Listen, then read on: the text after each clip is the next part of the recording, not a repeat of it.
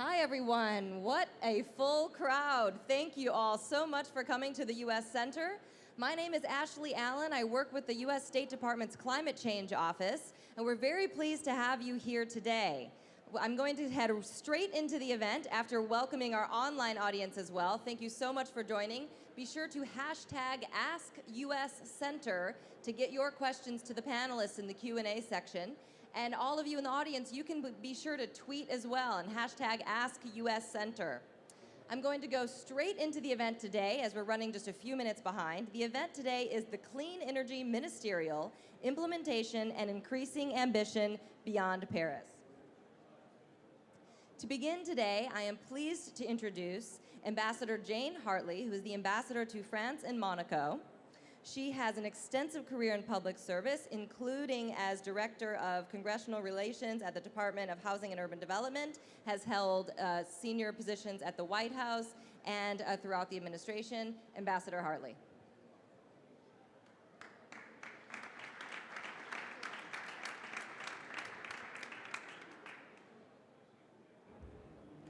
Sorry.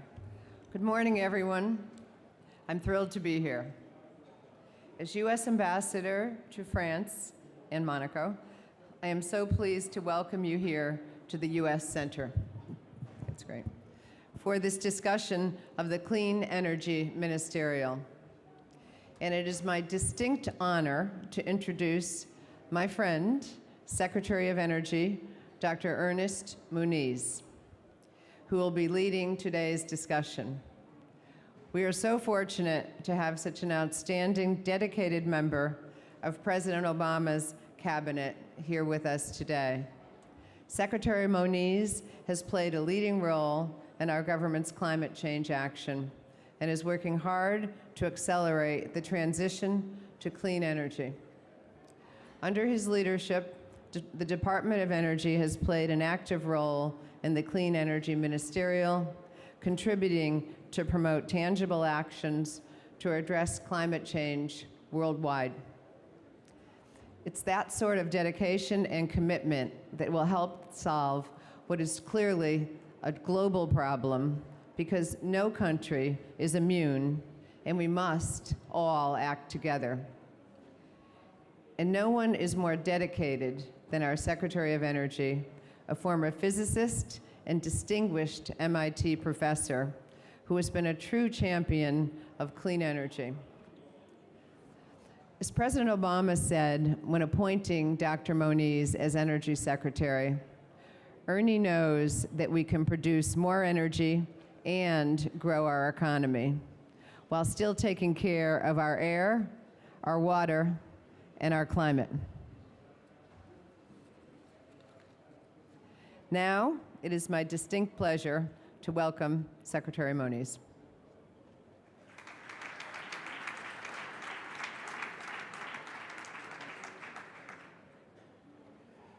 Well, thank you, Ambassador Hartley. Even if you were a little bit cruel in calling me a former physicist, but regrettably it's true. Hopefully we can nevertheless accomplish something. I'm very happy to have the chance to lead off and to describe the Clean Energy Ministerial, to be joined by California Governor Jerry Brown and my colleague ministers who will be introduced shortly, and to talk a little bit about our plans going forward. We are viewing the Clean Energy Ministerial as we think an important contributor to the solutions to the challenges that are being discussed here in Paris. Obviously, focusing on clean energy as the title of the organization implies. The CEM, we call it the CEM, CEM, is a group of 23 countries, plus the European Commission, countries that represent about 90% of the world's clean energy investments and about 75% of greenhouse gas emissions. It includes the largest emitters like the United States and China, India, hydrocarbon producers, the Saudi Arabia, and many other countries that we can discuss. It's a bottom-up, voluntary, collaborative forum, but I want to emphasize that with that bottom-up approach, it's also been a very effective organization and one that certainly we, the Department of Energy, strongly support. Just to say a few examples of some of the outcomes from the SEM discussions. One is, for example, the Solar and Wind Working Group. It's led by Denmark, Germany, and Spain, and in partnership with IRENA, the Renewable Energy Organization, and DOE's National Renewable Laboratory, they have developed what really is a groundbreaking atlas for renewable energy. Really the largest initiative ever undertaken to assess renewable energy resource potentials on a global scale. Another initiative is the Electric Vehicle Initiative. That's led by China and the United States, but is helping inform India's national mission on electric mobility, and it's helping it reach its deployment targets of 5 to 7 million hybrid and electric vehicles by the end of this decade. Another example is cooperative work through the SEM Appliance Efficiency Initiative. This one is led by India and the United States. And India then became the first country in the world to comprehensively set quality and performance standards for LED lighting. They applied those standards in concert with an amazing bulk purchase program to commit to hundreds of millions of LEDs at an extraordinarily low cost, which will bring light mainly to the rural poor in India. So that's another example of what's come out of SEM. But this year, our Mexican colleagues did a terrific job in hosting the Clean Energy Ministerial in Mérida, Yucatan, Mexico, and really helped, I think, rejuvenate the SEM, bring it to a new level, 2.0, with some new initiatives. For example, lighting is, as you know, again, a major challenge.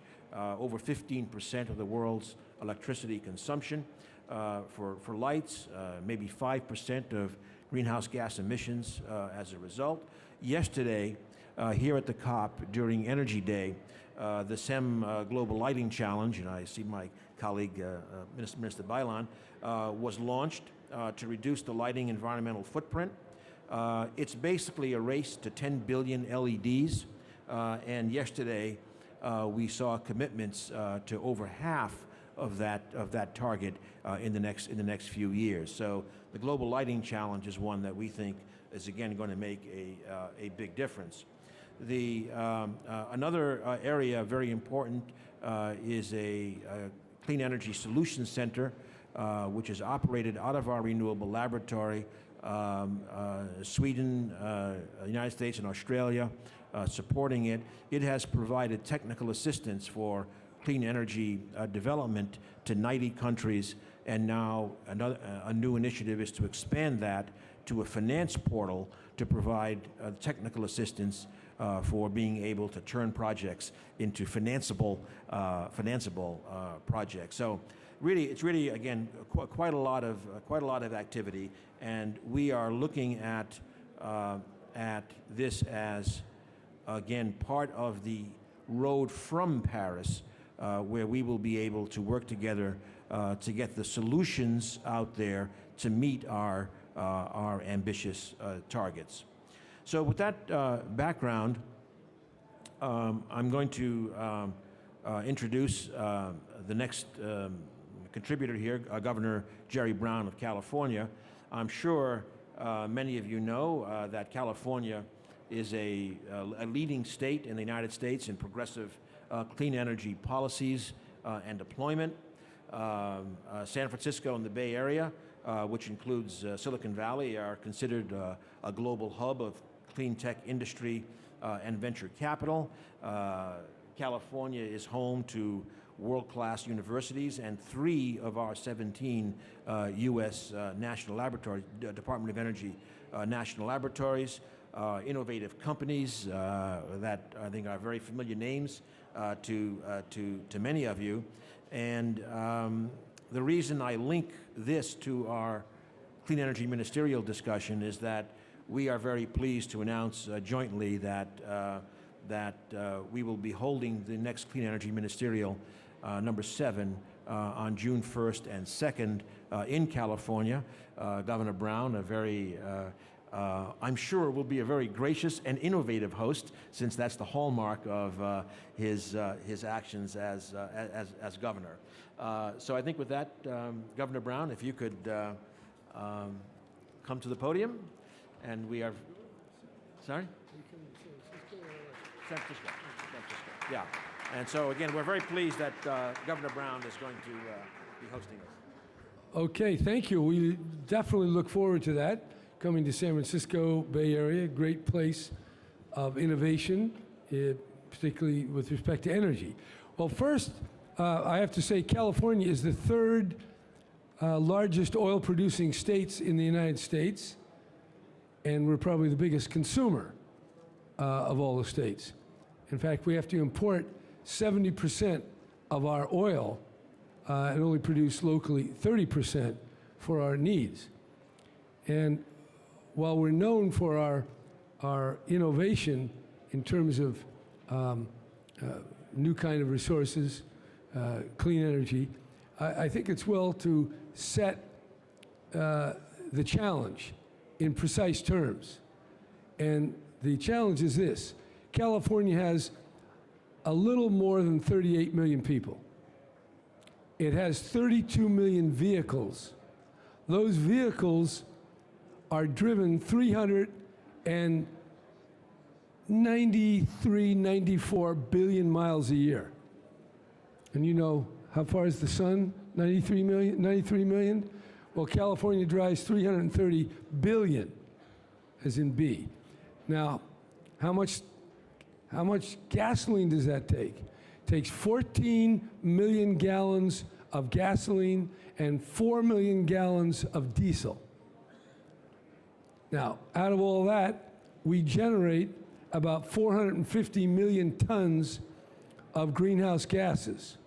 Per person, it's about 11 tons per person. Now, we have something called the Under 2 MOU, and we're aiming to reduce that 11 tons per person to 2 tons per person. That's why I call this whole thing a heroic challenge.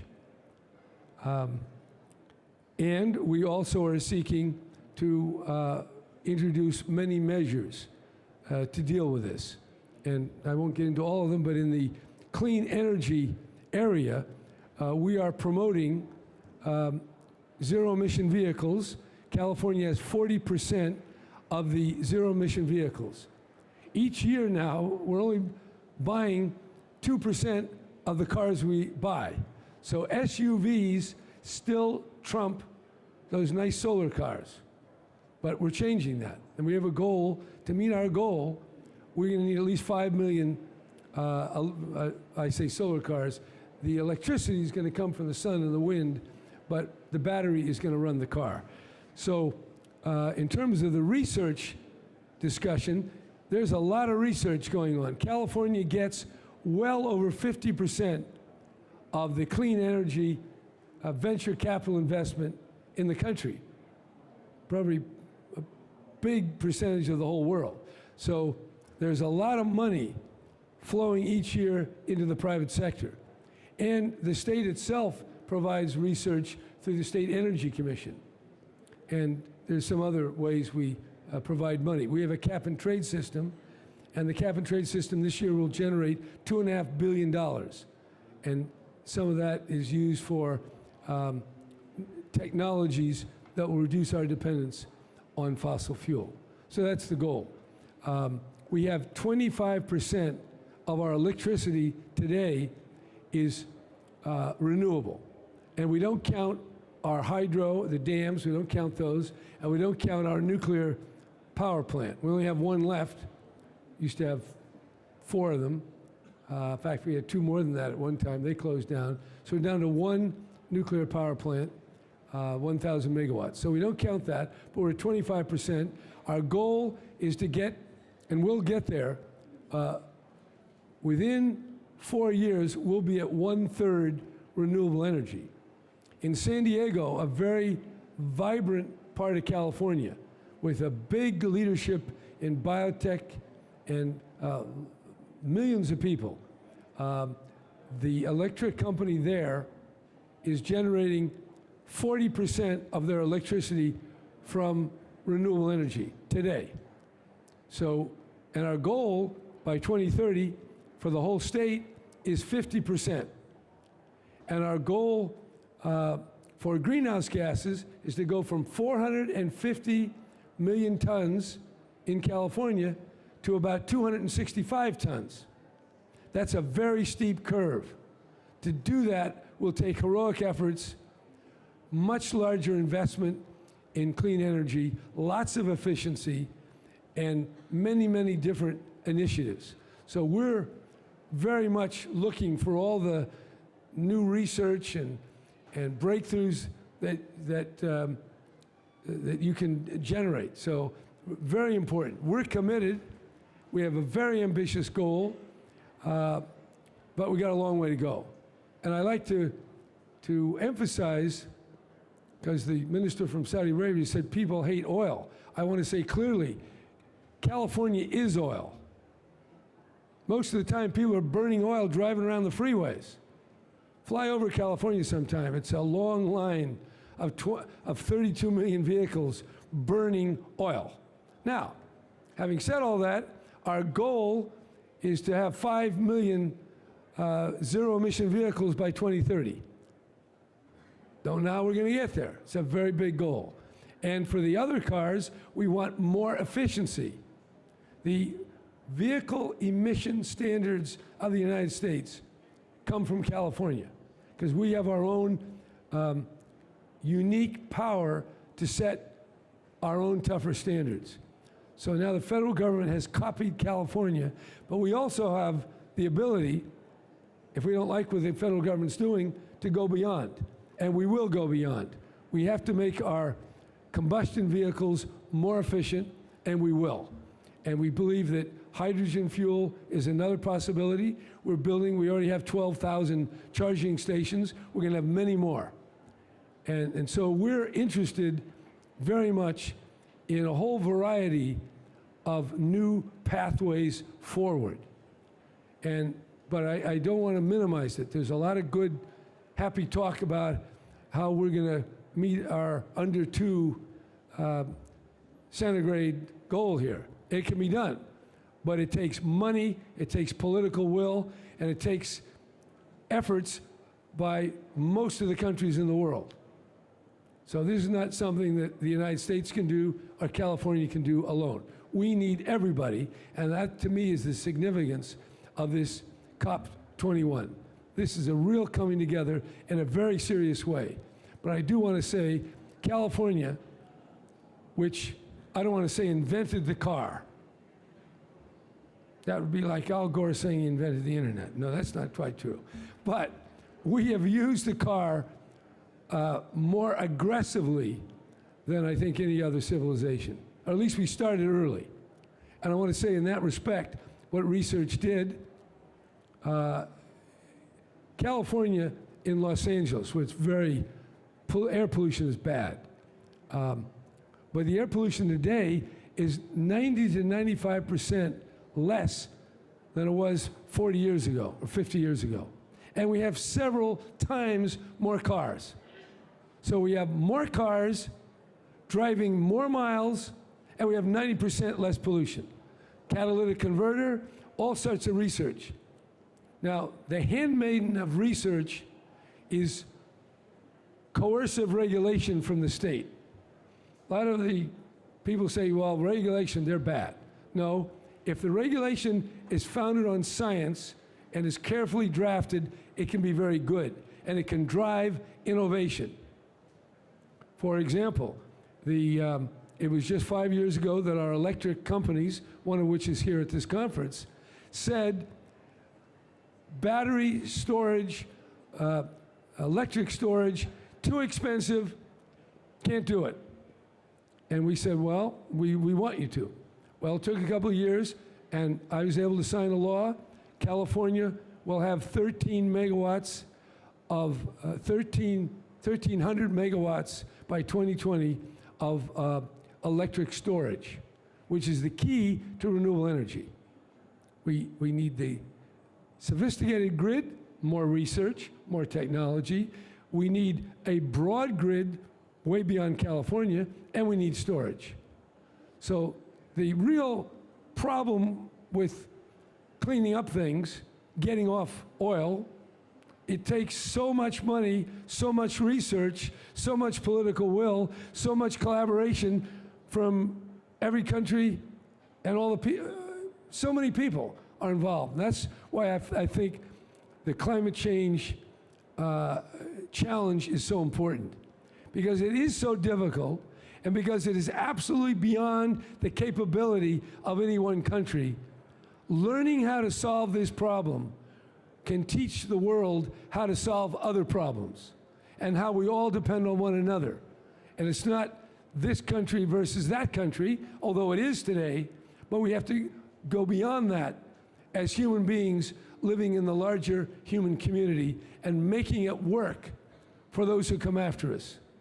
And that's why we have to commit more of our funds for research, for investment in technologies that will help us get to an age where we can live at a, well, basically we got to get to zero carbon very soon, 2050, a little thereafter. Very difficult. In fact, I would say most people would say it's impossible. I believe it is possible, and I believe this event and the Ministerial on Clean Energy and Research, that's all part of the solution. So for everybody that's here, I want you to feel good about the fact you are here, but I don't want you to think we're even close to a solution. We are really far away. What we have to do, we don't even know how to do yet. But with enough smart people and enough collaboration and enough countries getting off their little ego, nationalism, me first, we can get it done. So that's my message, and I hope your organization, when they come to San Francisco, they can just drink from the waters of creativity that flow through our state. Thank you very much.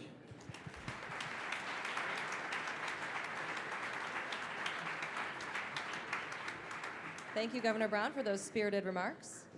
Next, I'd like to introduce our panelists for the panel portion of our event. It is my honor to introduce His Excellency Ali Ibrahim Al Naimi, who's the Saudi Arabian Minister of Petroleum and Mineral Resources. You can please come up on stage. And I'd also like to introduce His Excellency Ibrahim Baylan, who is the Swedish Minister of the Environment and Energy. Please.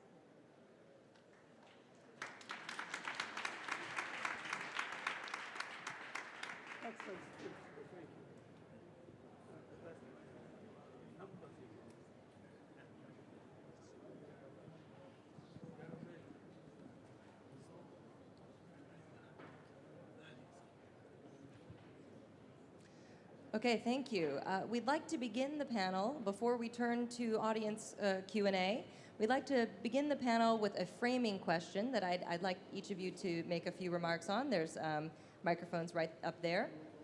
The question is, can you briefly describe your country's involvement in the Clean Energy Ministerial, the value realized by your participation in this forum, and how can the Clean Energy Ministerial contribute post-Paris in helping countries realize their INDC goals? And you have a microphone right up there. Thank you.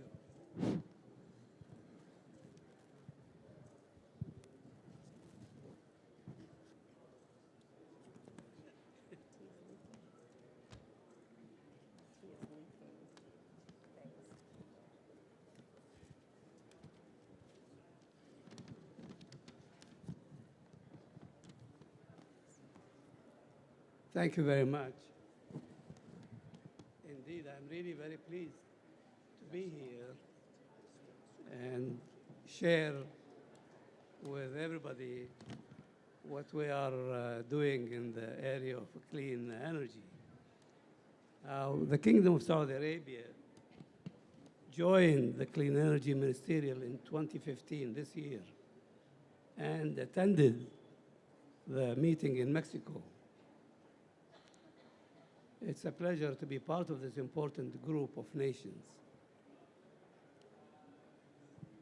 We have been very impressed with the Clean Energy Ministerial to date. I remember attending, I think the first time, a meeting in South Korea.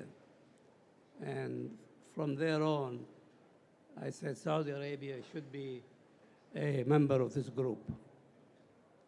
It offers a practical approach to real-world problems.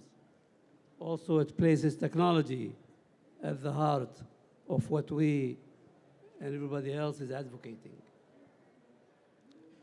I myself is a believer in technology, and it will provide many of the answers to the challenges we face. Now, this is very odd to be coming from a major producer of fossil fuels, but I can tell you that we are doing a lot of things in the area of renewables, in the area of efficiency, in the area of eliminating many emissions, whether they are gases or CO2 or whatever, you name it. We are doing a lot of effort there. Now, the Kingdom of Saudi Arabia remains committed to this approach. We are focused on our carbon management roadmap and are taking serious steps to make further progress across a range of initiatives.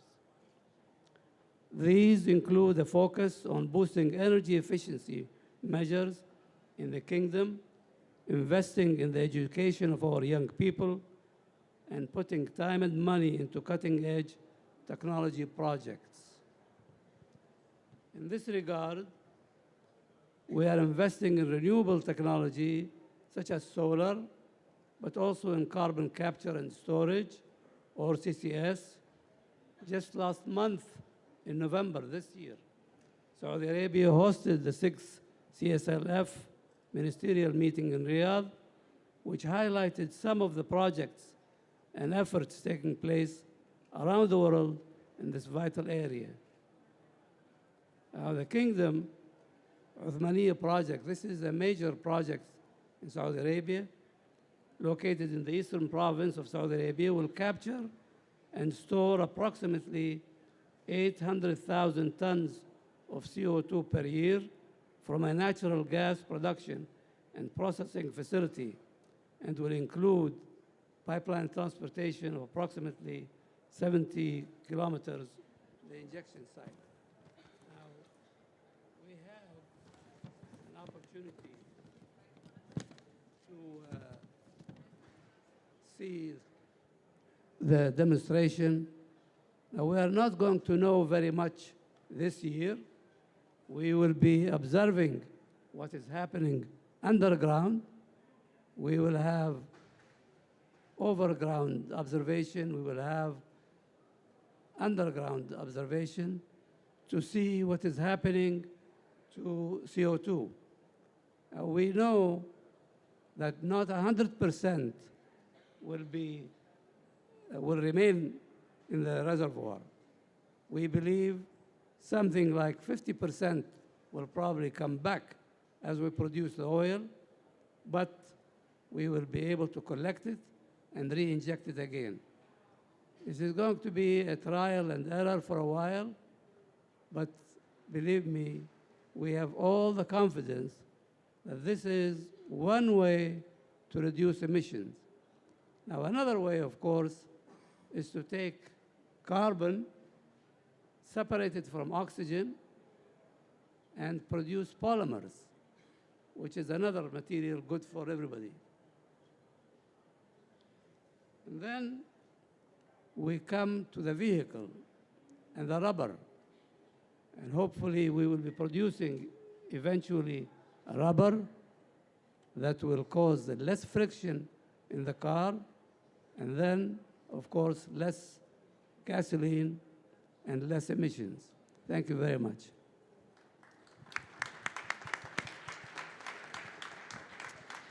Thank you,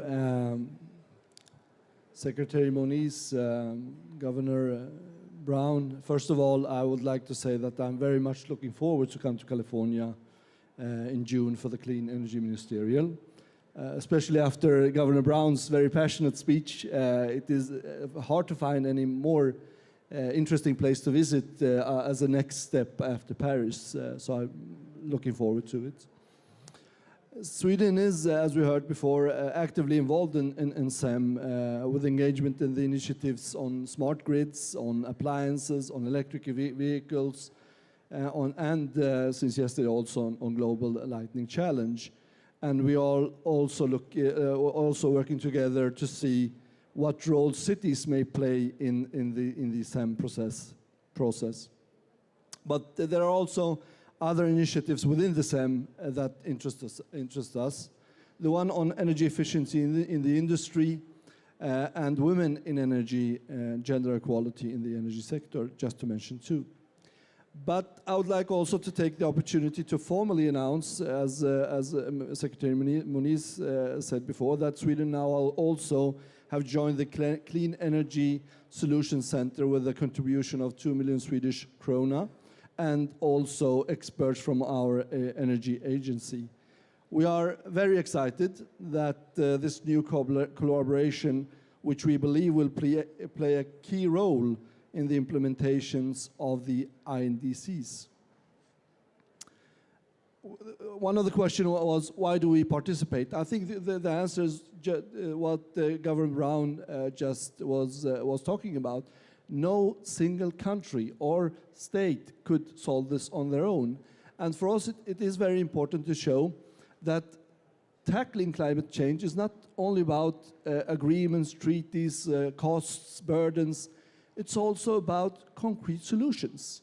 It is also by showing that it is possible to change our way of life and make it better, improve it, not only by tackling the climate change, I mean, by decreasing our use of fossil fuels, we also improve people's health, our air. So I think there is only things to win, even if there is in the short term also costs. I would like to see them as investments. And for us as a small country, participating in the Clean Energy Ministerial is a way of both to contribute but also to learn things. And I must also confess that the bottom-up approach that Secretary Moniz was talking about is very appealing because it's non-bureaucratic, and it is, I think, a lot of the things that we are doing done in a very efficient way, and that, therefore it is very, very interesting for us to participate and be part of the Clean Energy Ministerial.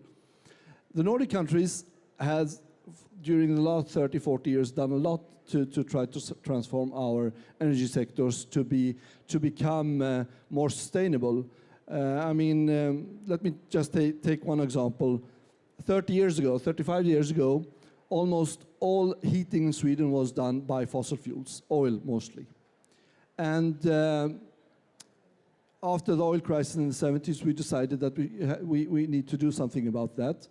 And during that 30 years, we have transformed our heating sector, and I think everybody can acknowledge how important the heating sector is for a country like Sweden up in the north.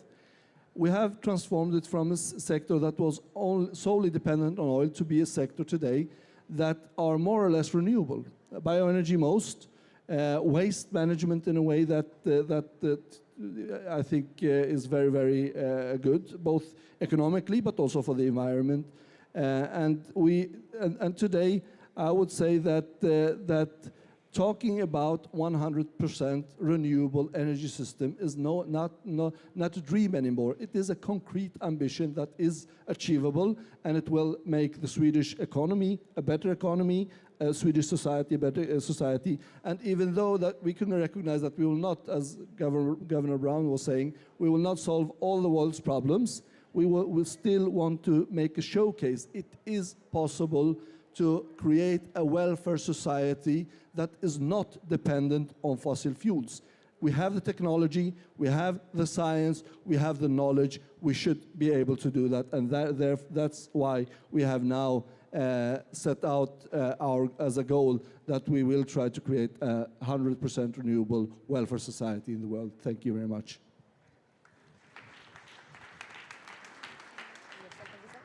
Well, California will participate as through our laboratories, Livermore Lab, the Berkeley Lawrence Laboratory.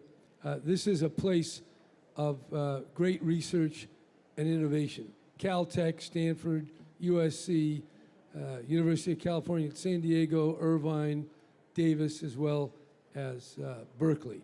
So there's a lot we can do, but I want to just reiterate what that challenge is. It has been estimated that the carbon budget for the whole world will allow the burning of fossil fuels and other activities like deforestation only to the extent of 1 trillion tons of CO2. That's all we can do, right? About 1 trillion. Well, 1 trillion, we're burning it at about 50 billion a year. That means in 20 years, if we don't radically change, we'd have to stop if we really want to be under 2 degrees. So that gives you the idea. That 50 billion's got to come down. The estimates are it's not coming down, it's going up. So we got to turn that curve, and we got to turn it fast. And that's going to take money, it's going to take research, it's going to take collaboration, it's going to take real transformation in how we think and how we put our lives together. Big challenge. And it isn't clear how the hell we're going to get there. But it is possible. That's what we're saying. And so there it is. And I hope the Clean Energy Ministerial is a major force, because we need every major force we can find. Okay, shall we move to the Q&A, audience Q&A? Perfect. Thank you, ministers. Thank you, Governor. I also wanted to express regrets from the UK Secretary of Energy and Climate Change, Amber Rudd. She wasn't able to make it. And we have to leave some time for some closing remarks at the end by our Danish minister. So we have just 10 minutes for Q&A. So I want to take 3 questions at a time, if you can keep those in mind. So 3 questions at a time. Just raise your hand. Okay, one here. Thank you. This is a question addressed to Minister Moniz. I'm the Iraqi ambassador to France. My name is Farid Yassin, and in a previous life, I also was a former physicist, and that really hurts. My question is addressed to you, and I want to talk about fusion.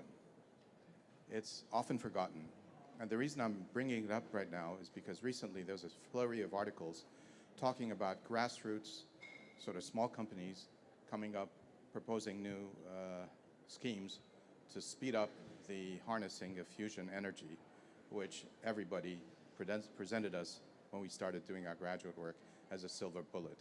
Where do we stand on this? Thank you, sir. Thank you. And one more question right here.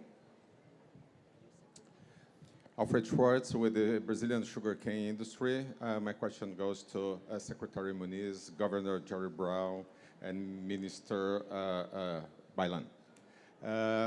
Being among the largest ethanol consumers, Sweden in Europe and the US and California, what would be the role of clean and sustainably produced ethanol in your agendas? Thank you. Hello, my name is Peter Sweetman. I'm with Climate Strategy and Partners. Each one of you in your remarks has mentioned the important role of energy efficiency, and I particularly was keen to hear what you felt the G20 could do about accelerating energy efficiency investment next year. Okay, go ahead. Okay, well, I'll start with the first question was on fusion, and it is certainly correct that almost kind of below the radar, there's been a lot of private investment in small companies, actually for both nuclear fission and nuclear fusion innovative concepts. In fusion, of course, we have the mainline approach, which is manifested mainly now in the international collaboration called ITER here in France. That is a very, very large effort, tens of billions of dollars to get there, and I think we'll have an answer from that in approximately a decade. But on these innovative concepts, there have been some very surprising results in terms of confinement times with new concepts. But I think it's very hard to know how or when those can break through to a commercially competitive electricity generation. But I think what's happening is really extraordinarily interesting in exploring novel ways of getting increased density and increased confinement time. I might add, at the Department of Energy, we've also have a program now through our ARPA-E, which is looking for novel ideas in completely different regimes of plasma. So there's a lot of new thinking going on, and hopefully we will be able to get away from that always 30 years away paradigm. Maybe I'll just pass it on to the next question for ethanol. Governor Brown, do you want to discuss? Well, I guess ethanol is biofuels. California has a low-carbon fuel standard, which aims to force the oil companies to incorporate by 2020 10% of what we define as low-carbon fuel. And that's precisely defined under our law.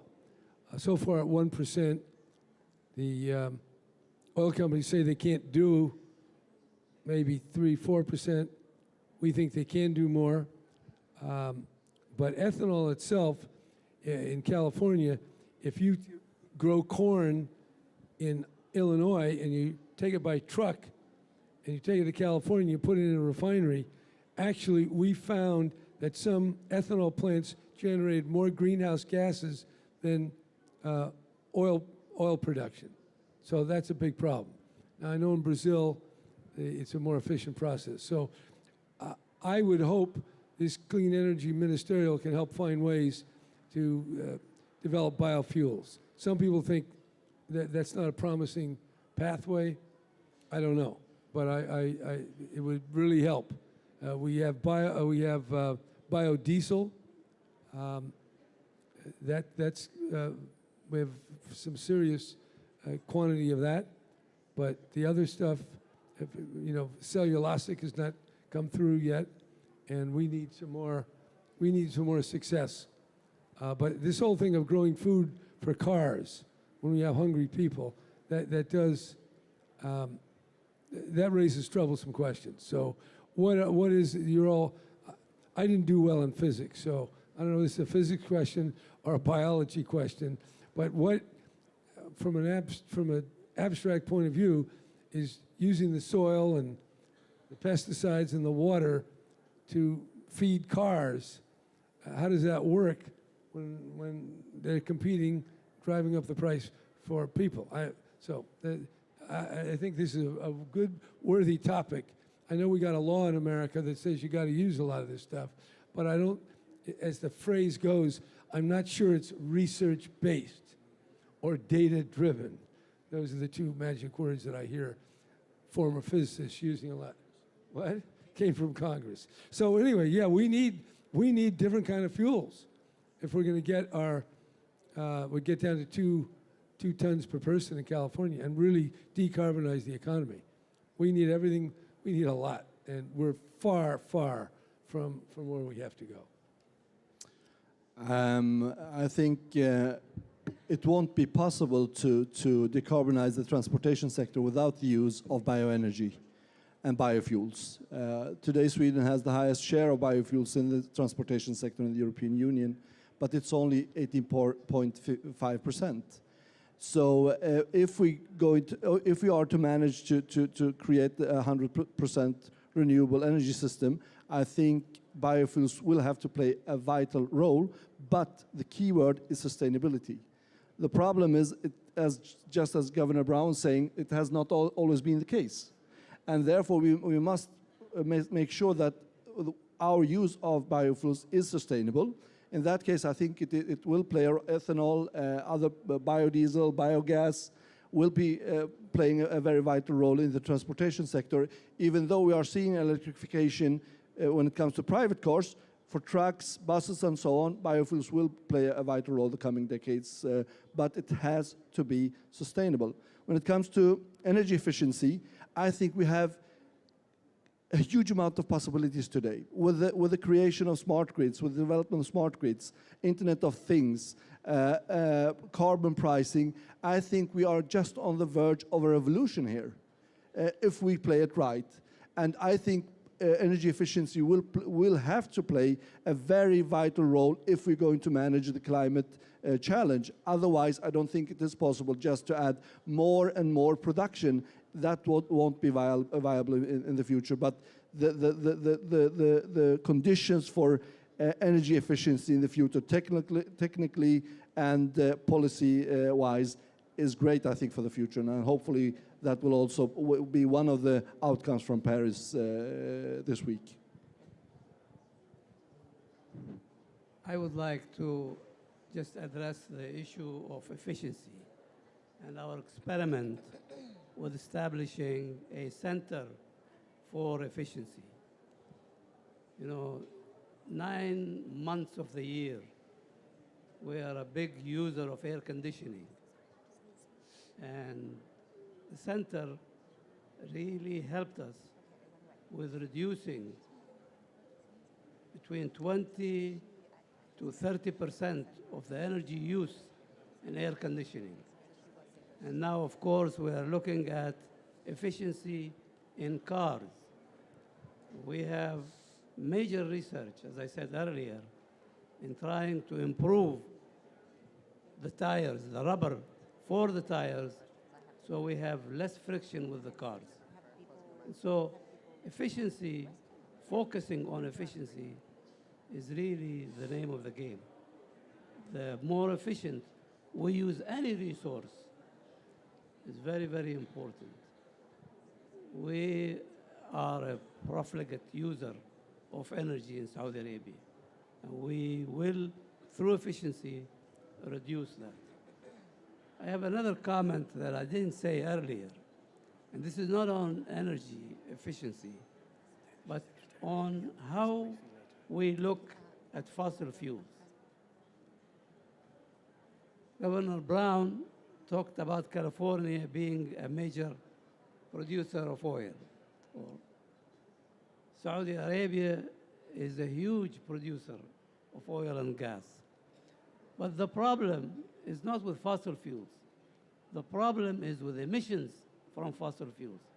And we should focus on how can we use fossil fuels and eliminate emissions. And this is what we are in Saudi Arabia focused on, is eliminate emissions. Do a lot of research on how to control and manage and lessen emissions worldwide. Thank you. Thank you. And I know this panel went exceptionally fast, but I now, because of time, must invite Danish Minister Lars Christian Lilleholt, who's the Minister of Energy, Utilities and Climate, to provide the closing remarks.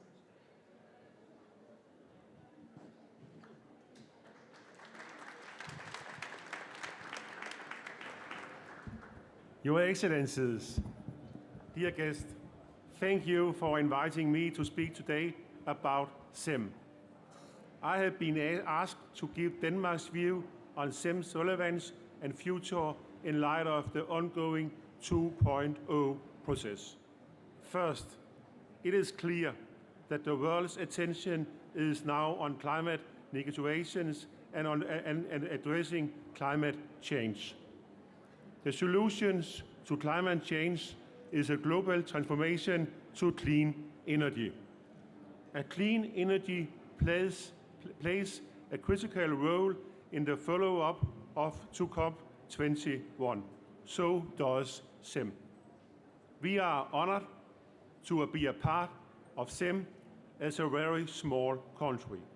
However, we have a lot of clean energy know-how. CEM is a small and effective group of 24 countries and the EU. But the small countries group together account for about 90% of clean energy investment and 75% of greenhouse gas emission. If we get it right with clean energy for these small groups of countries, we can also change the rest of the world. CEM is an implementation forum. It combines high-level discussions with action on the ground. CEM therefore play an important role not just in helping countries and key stakeholders fulfill their respective clean energy goals, but it also in helping build confidence and the capacity to increase ambition over time. To this end, the CEM 2.0 process is very important. This vision was introduced by ministers in Mexico last summer. We find this process of great importance, and Denmark is honored to take part in the steering committee. The steering committee is now working hard to develop the concept of a new and even stronger CEM that can play a key role in the global energy architecture after Paris. I very much look forward to taking part in the next year's CEM's meeting in San Francisco in early June. Their minister will hopefully decide the framework for CEM 2.0. On a final note, I'm also very happy that China will be host CEM 8 in 2017. Thank you.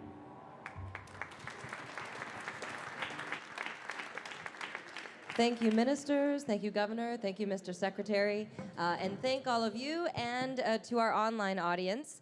Right now, we're going to move over to a Science on a Sphere, just a very quick Science on a Sphere presentation by NOAA for those who are interested. And I'm sorry, but I have to ask you to please, if you have questions and want to talk, that you do it in the back there, because we begin another event featuring Administrator Gina McCarthy of the US EPA at 12:45. Thank you so much.